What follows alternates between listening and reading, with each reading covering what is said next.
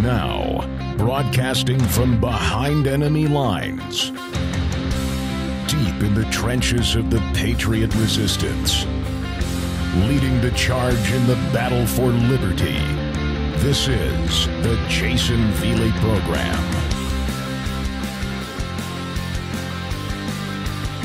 Hello folks, Jayson Veley here. This is the Jayson Veley Program. Thanks for tuning in. The email address, if you want to get in touch with me, the jaysonveleyprogram at gmail.com, or give me a call, 860-266-2852. So Joe Biden delivered a speech last night on his first 100 days in office. It's really, as far as I understand it, it's actually his first 99 days, but who's counting? His speech was exactly what I said it was going to be on the podcast yesterday. Filled to the brim with lies and half-truths. I watched a good part of it. Not the entire thing, but I saw large segments of it. What, do you expect me to sit down and watch the entire damn speech from start to finish? You're crazy. I wouldn't be able to get through it. But I did watch enough to know that, again, as I said, it was filled to the brim with lies, misinformation, half-truths about COVID, about the economy, the state of the economy, and predictions, quote-unquote, for the economy going forward. Lies about firearms and the Second Amendment. Lies about policing and racial justice in this country. Lies. The man lied through his teeth for an hour and a half.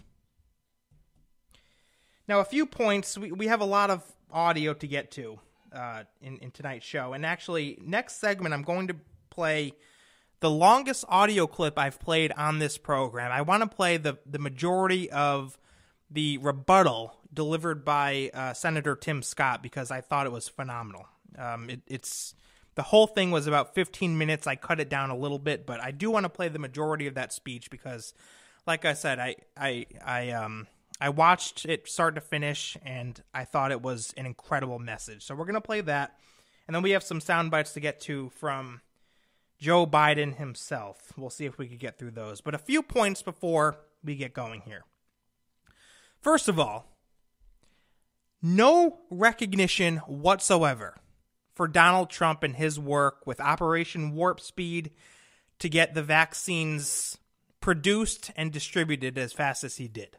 No credit whatsoever to Donald Trump. As a matter of fact, when he was talking about COVID, he took a couple of shots at Donald Trump. So that's first and foremost. I thought that was absolutely sickening to not even give credit where credit was due to Donald Trump. People, I hope people don't forget, but the truth is Donald Trump is the one who kicked this whole thing in motion. Donald Trump is the one who allowed us to have vaccines right now. If it weren't for Donald Trump, we wouldn't be here right now. That's the absolute truth. Joe Biden can go out there and try to claim credit for it. He didn't do really a damn thing. And for him in his speech last night to bring up COVID, to talk about vaccines, and not even give credit to Donald Trump, I thought was just pathetic. Talk about unifying the country, by the way. If Joe Biden really wanted to unify the country, he would have given credit to Donald Trump. That would have been a great way to do it.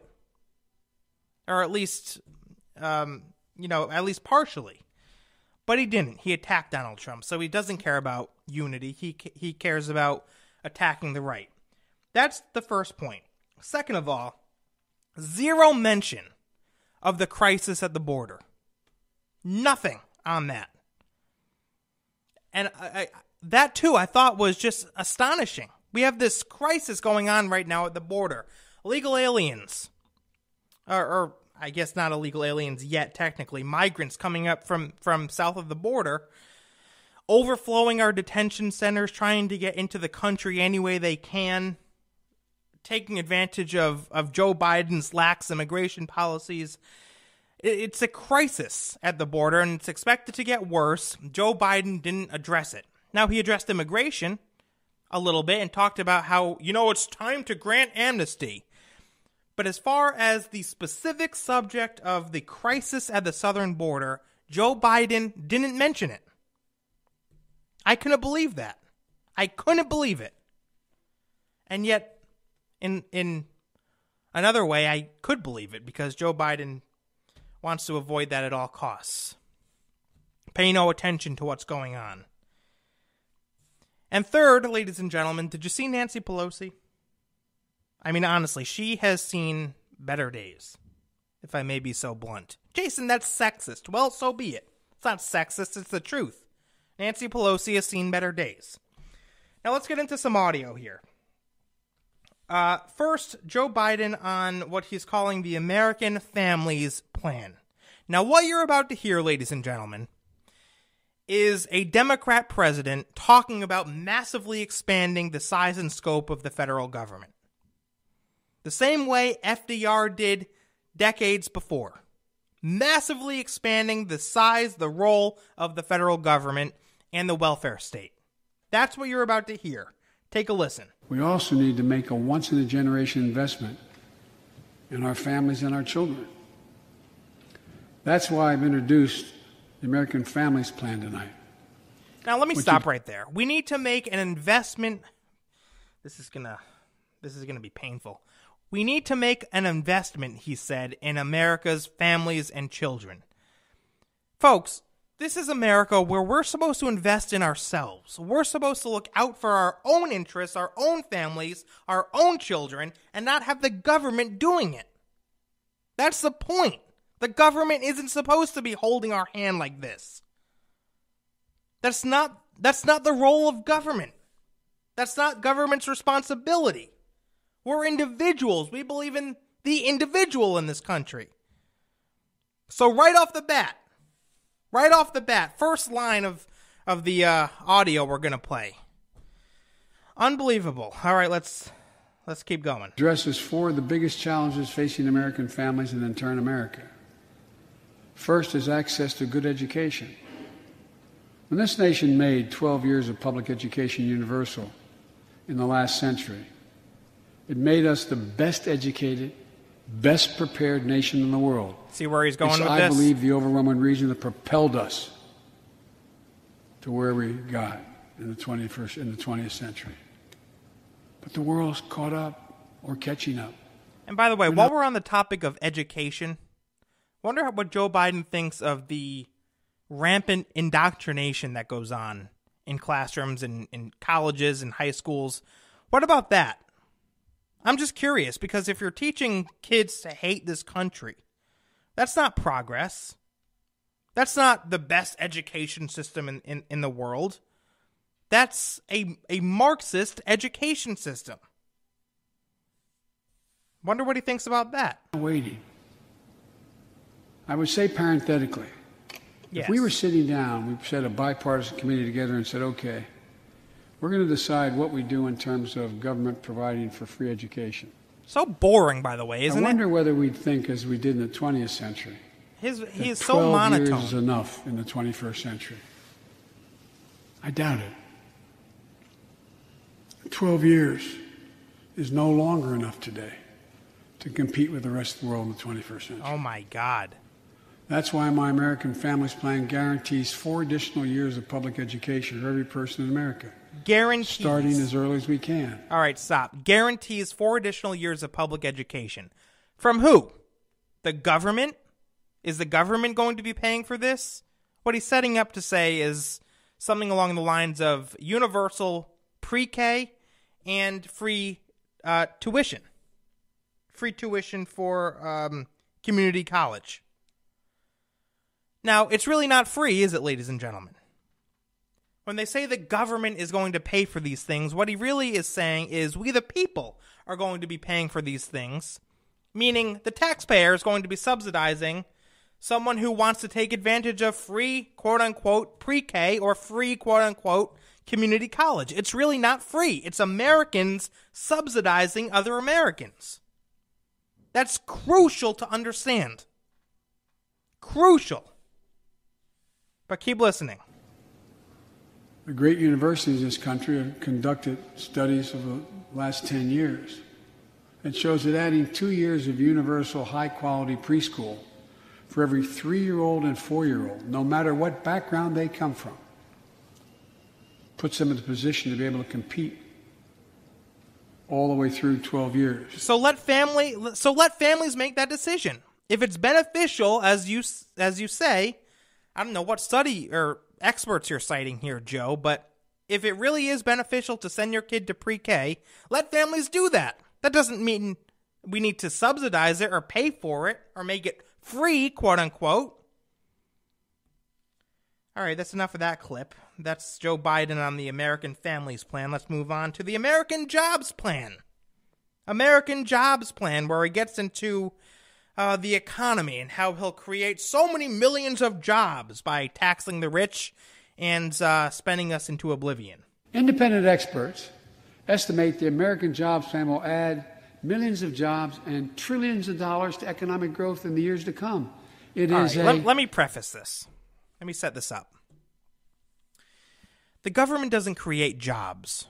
The free market creates jobs. In other words, jobs are created when government gets the hell out of the way. The private sector creates jobs. That's the root of job creation in this country.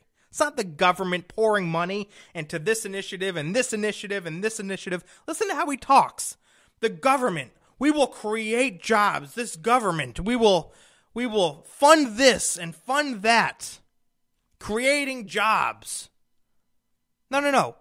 The government, the best way for the government to create jobs is by getting the hell out of the way. Getting the hell out of the way. That being said, let's keep listening. It is an 8-year program. These are good-paying jobs that can't be outsourced. Nearly 90% of the infrastructure jobs created in the American Jobs Plan do not require a college degree. 75% don't require an associate's degree. The American Jobs Plan is a blue-collar blueprint to build America. No, that's what it is. You're going to be destroying this country. Ladies and gentlemen, you cannot build or grow an economy by spending the way Joe Biden is spending. $2 trillion here, $1 trillion here. You can't do it. That is hindering growth. You cannot build an economy by taxing the job creators. You know, the evil wealthy people. The top 1% who the left tells us don't pay their fair share. That doesn't grow the economy. You grow the economy when you slash taxes, not only for the rich, but for everybody, regardless of class. Let them invest. Give them the opportunity to grow their businesses. That's how you create jobs. That's how you grow an economy. Reagan did it. Trump did it. Here's Biden ruining everything. Ruining everything. Liberals don't understand how to create jobs. They don't understand how to create a healthy, sustainable economy. Why?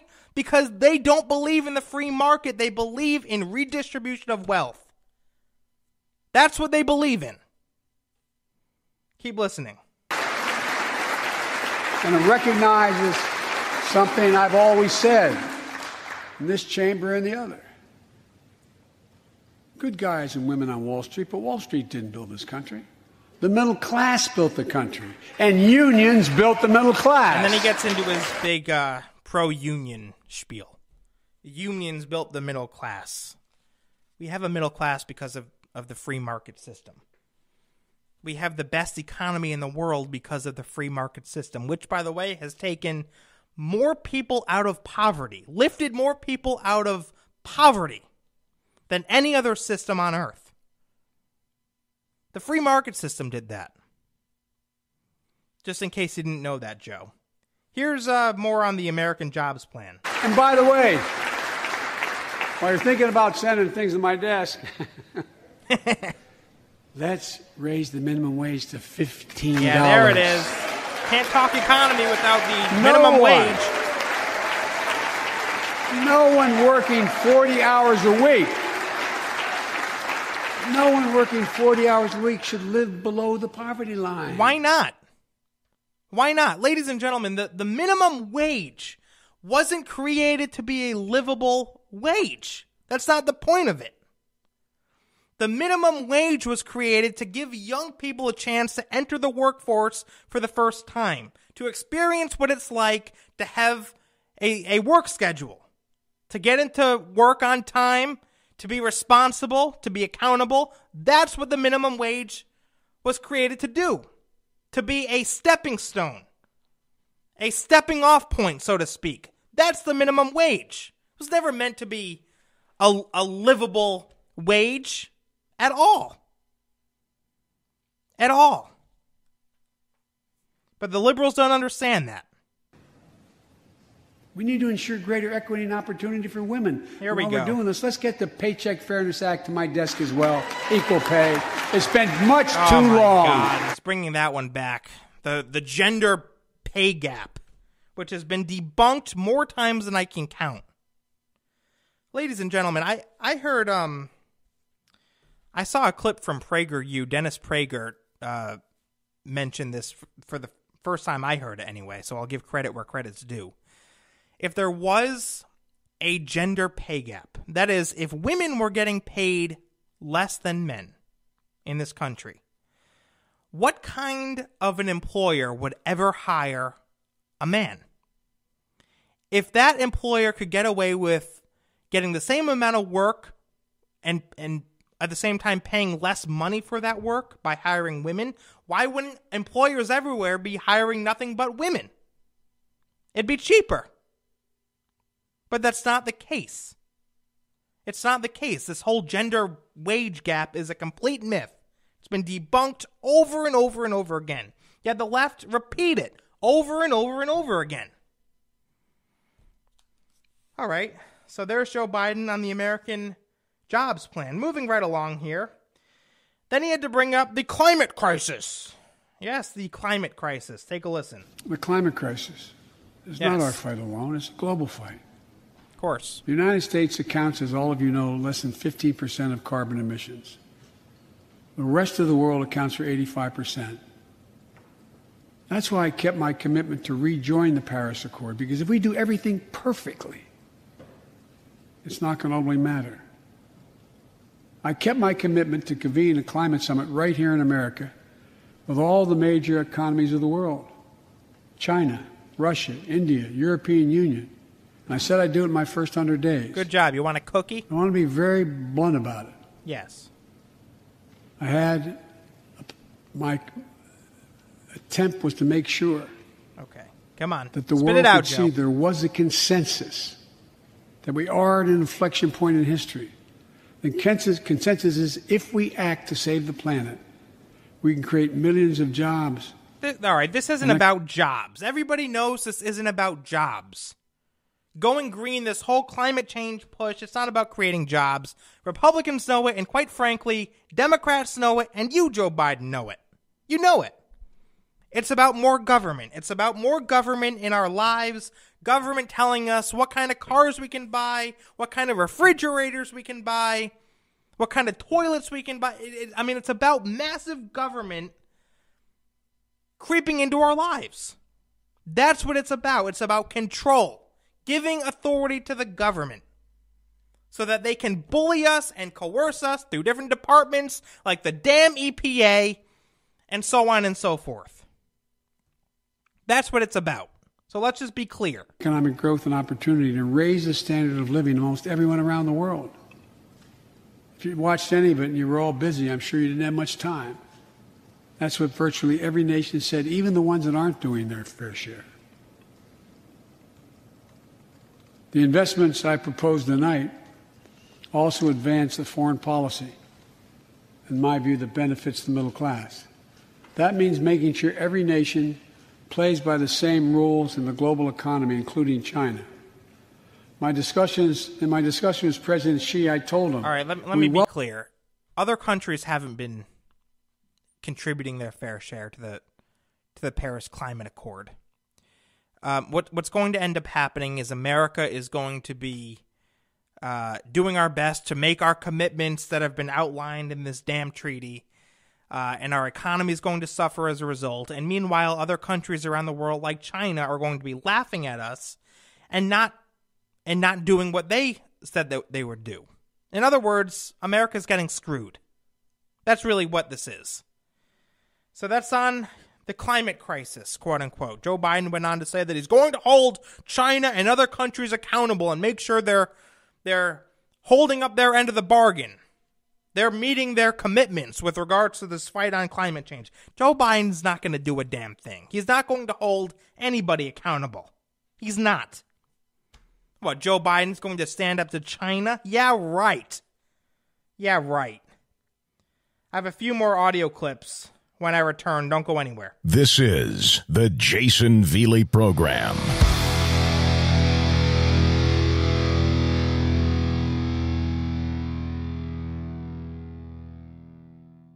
Conservatives. How many times have you been called a racist by someone on the left? What about sexist, bigoted, homophobic, xenophobic, right-wing radical extremist? These are all buzzwords that liberals use as a means of labeling conservatives as something that they're not. And let me tell you something, I, like most of you, am getting pretty damn sick of it. That's why I started my own conservative comedy series, Living with a Liberal. Hosted on the popular video sharing app TikTok, Living with a Liberal features two fictional characters, played by yours truly, whose political differences could not be more obvious. It's a comedic take on the modern-day liberal Democrat, because if they can brand us as racists and bigots, we can brand them as triggered, oversensitive snowflakes. Check out Living with a Liberal today on TikTok.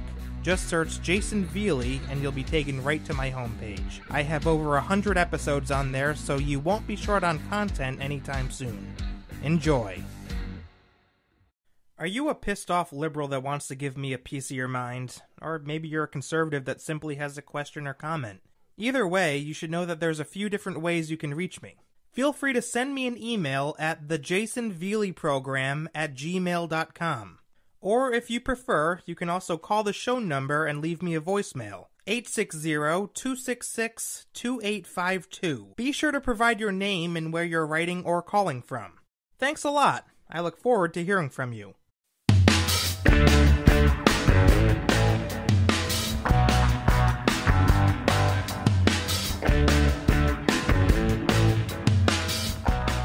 All right, folks, welcome back to the show. We're going through some audio clips from Joe Biden's speech last night on his first 99 days in office. Supposedly 100 days, but I think technically it was 99. You know as well as I do that the first 99/100 days in office for Joe Biden has been chaos. It's been filled with where do I begin? It's been filled with tension, division, crisis after crisis, spending. It just goes on and on. But Joe Biden got out there last night and tried to paint an entirely different picture that he's doing good by the American people. He's been successful and he's making America, well, he's making America great again, don't you know? Unlike Donald Trump, who was actually making America great again.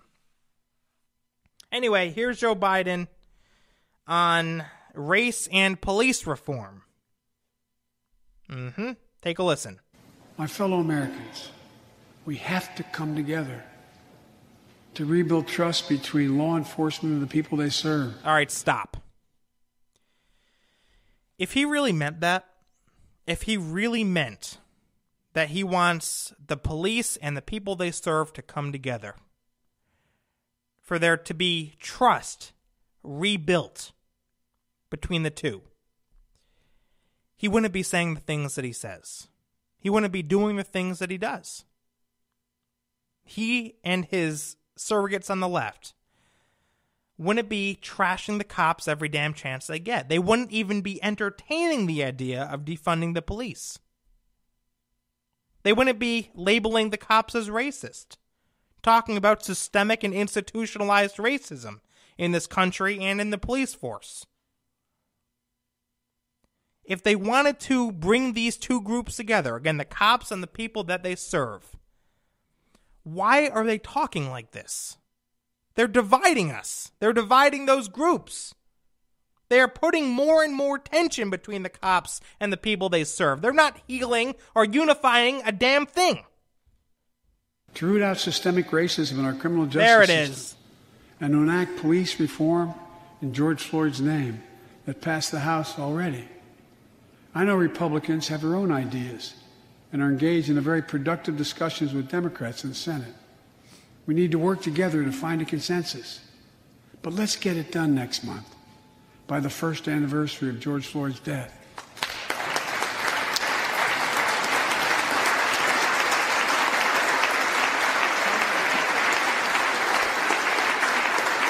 We'll talk about that. The country supports this reform, and Congress should act.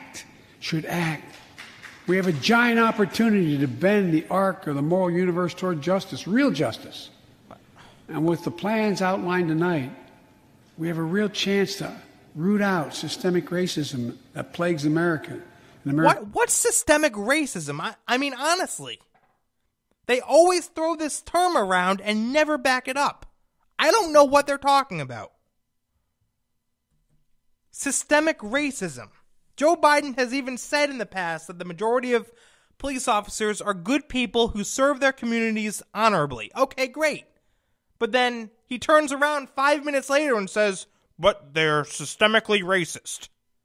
What? Now, this George Floyd policing bill that Biden was referring to there. Let me talk a little bit about it, because I did a little research. Basically, what it does, folks, is it's an attempt to federalize the police. That's what it is.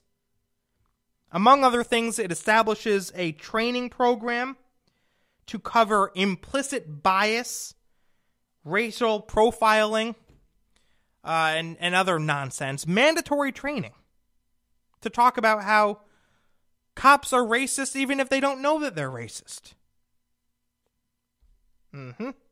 It limits less lethal force. It ends qualified immunity, which is interesting because I actually talked about this in depth a few weeks ago when I was talking about Vanita Gupta and what she's going to be doing at the Department of Justice. Vanita Gupta was asked a question about qualified immunity. She was asked whether or not she supports ending it, and she wouldn't say at the time. She kind of skirted the question. Now, it's confirmed that the Biden administration, yes, they do want to end qualified immunity. Now, for those of you who don't know, put simply, qualified immunity makes it more difficult to sue police officers. And the idea behind it is we want police officers out there serving our communities, not tied up in court. That's the idea of qualified immunity, but now it's going to be ending it if this bill passes. And police, I guess, can be sued for whatever. And the problem again with it is they'll be tied up in court. It'll take focus away from police doing what they're supposed to do, protecting us, going out in our communities, saving lives, and instead having to worry about legal battles. I don't know. I just find that very, very dangerous and a slippery slope. It'll also nationalize, or I'm sorry, I can't read my notes here. A national police misconduct registry will be available to the public. So see what I mean by federalizing the police force, making it more and more national? And then states will also have to send misconduct reports, I believe every month, to the Attorney General. Federalizing it. Mark my words, that's the direction that they're going in. But as history has shown us, the federal government really can't run a damn thing. So that'll, I'm sure, end fantastically. So that's that. Now we get on to firearms and the Second Amendment. What did Joe Biden have to say about this? Take a listen. I don't want to become confrontational, but we need I do. You know what? I want to become confrontational, Joe. So please continue. I don't want to become confrontational, but we need more Senate Republicans to join the overwhelming majority of Democratic colleagues and close the loopholes required in background check purchases of guns. We need a ban on assault weapons. What loop? You know, I've said this so many times, and they keep bringing it up, so I have to keep responding to it. The gun show loophole, it's a myth. It's a complete myth. They don't know what they're talking about. They don't know what they're talking about. And you know what, ladies and gentlemen? Even if there was some kind of loophole at gun shows, which there's not, where's the data? Where's the evidence that suggests that these people who are getting guns and going out and shooting innocent people are getting those guns from gun shows, are exploiting the gun show loophole, and then going out and killing people? I mean, is there any evidence whatsoever that targeting gun shows will decrease violent gun-related crime in this country? Is there any evidence? No, because it's a knee-jerk reaction. And yet the Democrats have been obsessed with this for years. The gun show loophole. Capacity magazines. High-capacity magazines. Don't tell me it can't be done. We did it before and it worked. Talk to most responsible gun owners and hunters. They'll tell you there's no possible justification for having 100 rounds in a weapon. Oh, let me stop. I guarantee he's wrong. He's going to go on and tell us what, just any common sense gun owner will tell you this. Any common sense gun owner will gladly turn in his weapons and surrender his Second Amendment rights. Yeah, any common sense gun owner will tell you that. He's going to speak on behalf of millions of law-abiding gun owners in this country. And he's dead wrong. He's dead wrong, I'm telling you. Listen to this. Go on, Joe. What do you think, deer are wearing Kevlar vests? What? They'll tell you that there are too many people today who are able to buy a gun but shouldn't be able to buy a gun. Again, these kinds of reasonable reforms have overwhelming support from the American people, including many gun owners. The country supports... Stop speaking for us. Stop speaking for us like everybody agrees that we should just surrender our Second Amendment rights. Stop speaking for us and for gun owners in this country. Reform this, and Congress should act. This shouldn't be a red or blue issue. And no amendment to the Constitution is absolute. Here we go. You can't yell fire in a crowded theater. Oh, classic line. From the very beginning, there were certain guns, weapons, that could not be owned by Americans. Certain people could not own those weapons ever. Okay, but what we're talking about, Joe, I know it's a little hard for you to stay focused, but what we're talking about, actually what you're talking about, is completely unreasonable. I know you like to steer the conversation whenever we're talking about the Second Amendment to a point of, well, what do you think? Americans should just be able to own any kind of weapon? Should Americans be able to buy tanks or nuclear weapons? That's not what we're talking about. The debate is over whether or not Americans can have a reasonable right to self-preservation. I think owning an AR-15, for example, which you liberals call military-style weapons, is an example of having a reasonable right to self-preservation. That's reasonable. Completely reasonable. And yes, protected by the Second Amendment. Anyway, that's that. I would say I encourage you to go out on your own and listen to the entire speech, but I wouldn't recommend that, honestly, because I think you'd go insane. So that's all I had from Joe Biden. We made it through, ladies and gentlemen. I know it was tough, but we made it through. We made it through. And by the way, with regards to firearms, what they're trying to do, in case you weren't aware, is they're trying to pass H.R. 127, which, among other things, would create a nationwide database for guns and ammunition. It would require people to notify both the ATF and the AG when loaning a gun to somebody. So if I wanted to loan a gun to my father or my brother, I'd have to get the government involved. Yeah, that's not a violation of the Constitution, is it? An annual $800 gun insurance fee. Unbelievable. Additional license for military-style weapons, quote-unquote, meaning, again, guns like the AR-15. You need an additional license on top of your just general firearm license, making it harder to get to protect yourself, right? That's what this is doing. And then a ban on magazines that can hold more than 10 rounds. And there's more in the bill, too. Look it up. It's H.R. 127. As far as I'm concerned, I believe the House has passed it, and it's waiting on the Senate. But there's that. All right. Let me play a little bit of Tim Scott's speech. I don't know how much of this we'll get to. What I did was I broke up his speech into 3 different parts. 1 5-minute segment, 1 4-minute segment, and another 2-minute segment. It's not the whole speech, but I took the good parts to play for you guys. And again, I rarely play audio clips that are this long, but I thought his message is fantastic. His message is fantastic.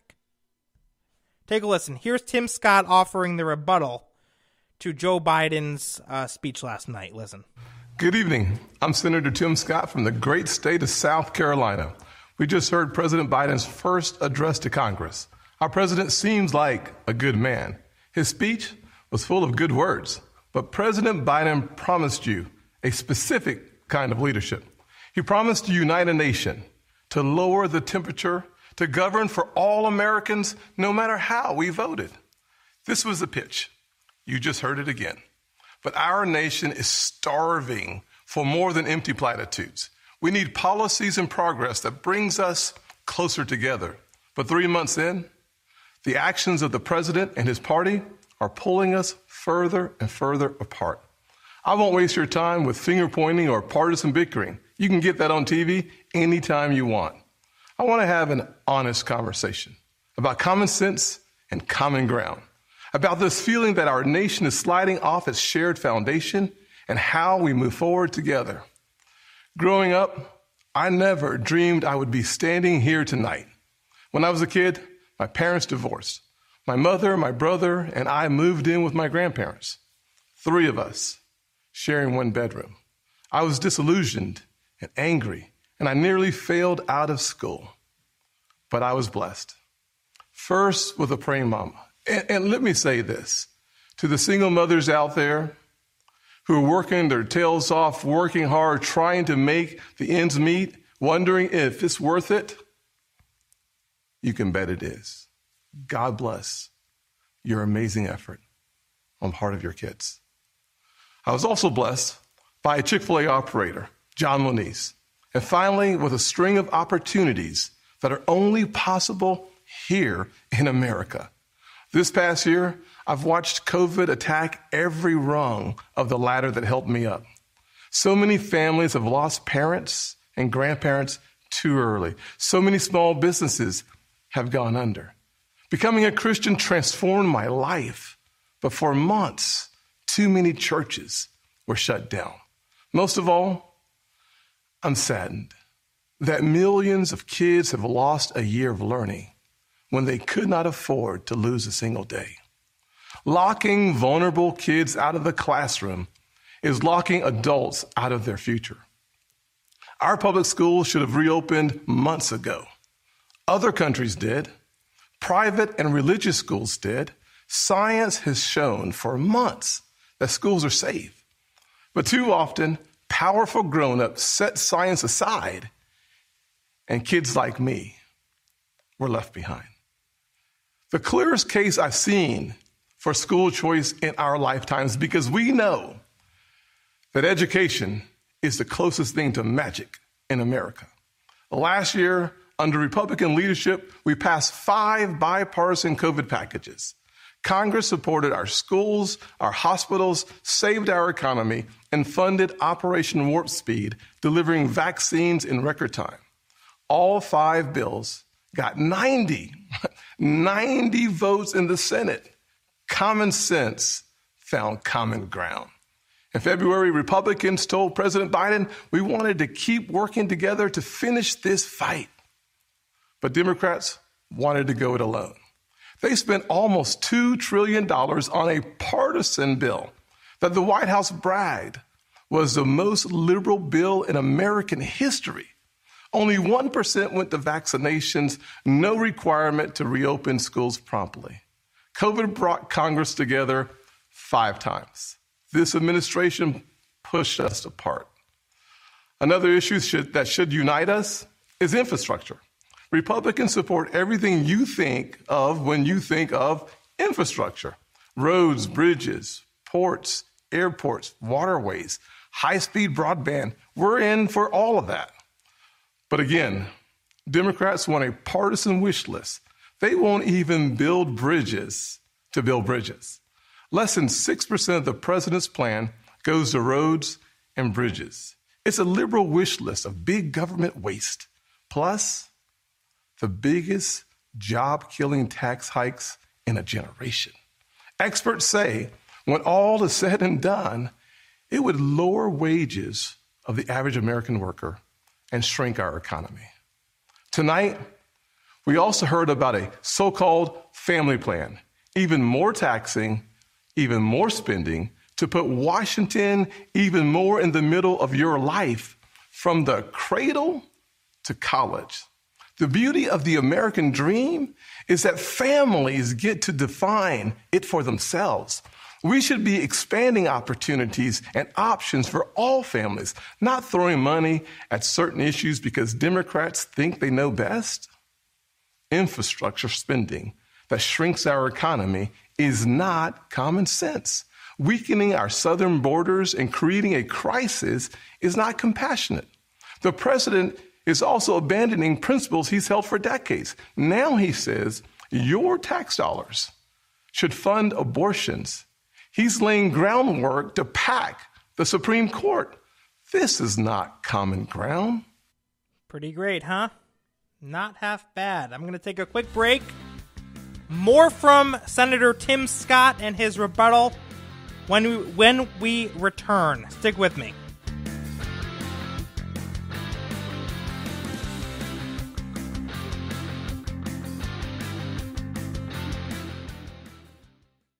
Are you a pissed off liberal that wants to give me a piece of your mind? Or maybe you're a conservative that simply has a question or comment.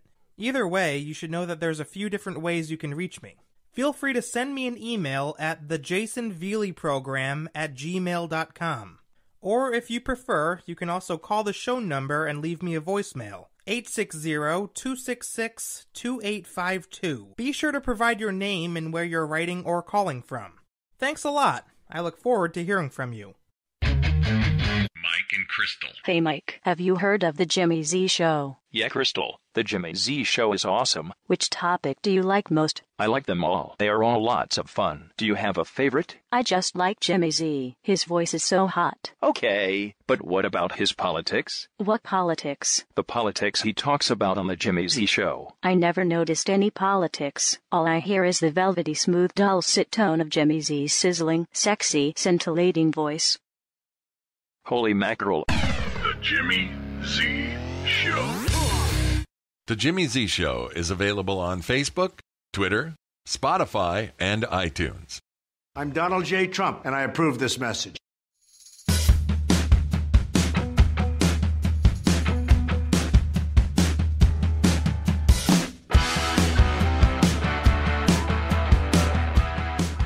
All right, folks, welcome back to the show. Trying to move quickly here so we can get in as much of Senator Tim Scott and his rebuttal speech as we possibly can. Here's cut 2. I hope you guys are enjoying this. I loved it the first time I listened to it, and I think you guys will too. Listen. Nowhere do we need common ground more desperately than in our discussions of race. I have experienced the pain of discrimination. I know what it feels like to be pulled over for no reason, to be followed around the store while I'm shopping. I remember every morning at the kitchen table, my grandfather would open the newspaper and read it, I thought. But later I realized he had never learned to read it. He just wanted to set the right example. I've also experienced a different kind of intolerance. I get called Uncle Tom and the N-word by progressives, by liberals. Just last week, a national newspaper suggested my family's poverty was actually privilege because a relative owned land generations before my time. Believe me, I know firsthand our healing is not finished. In 2015, after the shooting of Walter Scott, I wrote a bill to fund body cameras. Last year, after the deaths of Breonna Taylor and George Floyd, I built an even bigger police reform proposal. But my Democratic colleagues blocked it. I extended an olive branch. I offered amendments, but Democrats used a filibuster to block the debate from even happening. My friends across the aisle seemed to want the issue more than they wanted a solution. But I'm still working. I'm hopeful that this will be different. When America comes together, we've made tremendous progress, but powerful forces want to pull us apart. 100 years ago, kids in classrooms were taught the color of their skin was their most important characteristic. And if they looked a certain way, they were inferior. Today, kids are being taught that the color of their skin defines them again. And if they look a certain way, they're an oppressor. From colleges to corporations to our culture, people are making money and gaining power by pretending we haven't made any progress at all, by doubling down on the divisions we've worked so hard to heal. You know this stuff is wrong. Hear me clearly. America is not a racist country. It's backwards to fight discrimination with different types of discrimination. And it's wrong to try to use our painful past to dishonestly shut down debates in the present. I'm an African American who has voted in the South my entire life. I take voting rights personally. Republicans support making it easier to vote and harder to cheat, and so do the voters. Big majorities of Americans support early voting, and big majorities support voter ID, including African Americans and Hispanics. Common sense makes common ground. But today, this conversation has collapsed. The state of Georgia passed a law that expands early voting, preserves no excuse mail-in voting, and despite what the president claimed, did not reduce election day hours. If you actually read this law, it's mainstream. It will be easier to vote early in Georgia than in Democrat-run New York.